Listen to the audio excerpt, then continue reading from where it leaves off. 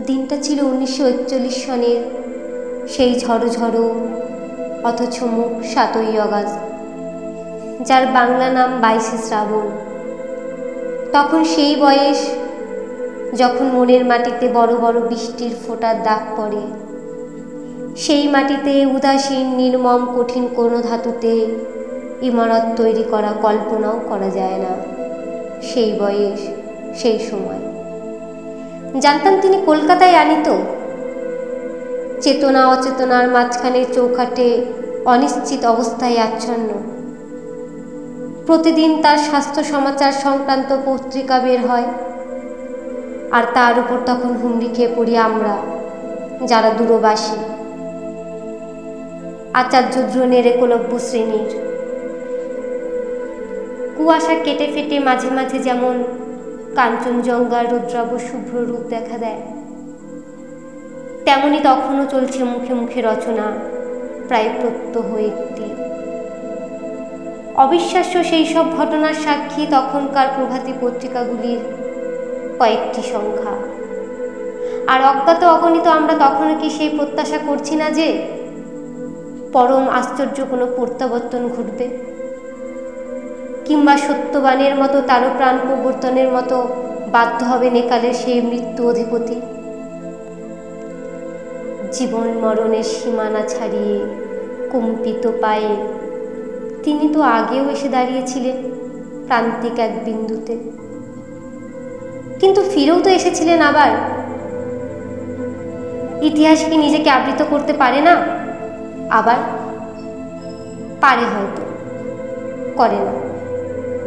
খবরের কাগজের বিশেষ সংস্করণের সেই অমোঘ সত্যটাকে শিরোধার্য করে বেরিয়ে এসেছিল।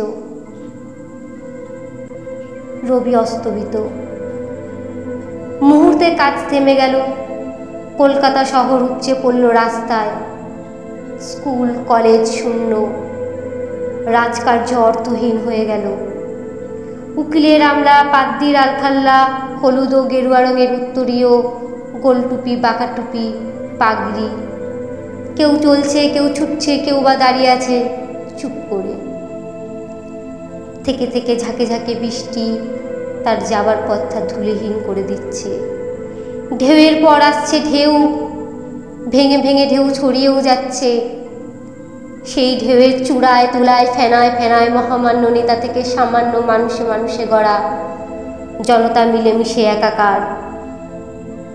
তারই মধ্যে শয়ান বনস্পতিকে বহন করে নিয়ে চলে গেল একদল লোক, অথবা সবার আগে ওই যে তিনি নিজেই বুঝি চলেছেন, চলে গেলেন।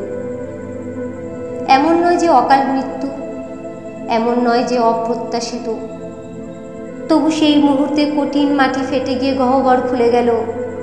রবীন্দ্রনাথ নেই, কে আমাদের ভালোবাসবেন, শাসন করবেন?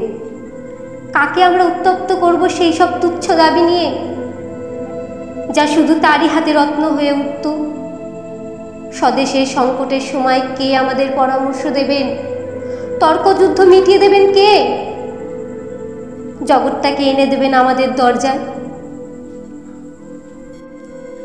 আমাদের নবজাত সন্ততির নামকরণ করবেন, আমাদের জীবন ও প্রতিষ্ঠানগুলিতে অর্পণ করবেন শ্রী ও মর্যাদা। এতক্ষণ শক্ত ছিলাম, না পারছি সদ্যসৃষ্ট শূন্যতাকে পূরণ করতে, না আছে শক্তি তবু শূন্য শূন্য নয় বলতে। কিন্তু যেই চোখে পড়ল টেবিলের ওপর রাখা তার সঞ্চয়িতা কাব্য সংকলনটি, সেই মুহূর্তে নিজেকে আর ধরে রাখা গেল না। একটা আঘাত ভেতরটাকে আমূল কাঁপিয়ে দিয়ে চলে গেল। যেন এই দেখাটুকুরই অপেক্ষায় ছিলাম। প্রয়োজন ছিল sweet my child I live for the বলে ভেঙে পড়া জননীর মতো। কতবার পড়া তার কবিতাগুলোকে মনে হলো অনাথ, পিতৃহীন। স্রষ্টার অন্তর্ধানে তার সৃষ্টি কি করুণ। আস্তে আস্তে বাষ্প জমছে চোখের পাতায়, মনের দিগন্তে, আর কালো কোমল ছায়ায় টের পাচ্ছি ঢেকে যাচ্ছে সূর্যগ্রাসের সময় যেমন ঢাকে। অঝোর বর্ষণ তখন আর বাইরের প্রকৃতিতে নেই। সেই জলধারা ঠাঁই নিয়েছে ঘরে ঘরে, টলমল মনের পর্বণে। পরিবেশ যখন স্নাত স্নিগ্ধ, তখন বহ্নিমান চিতা জ্বলছিল গঙ্গার কূলে।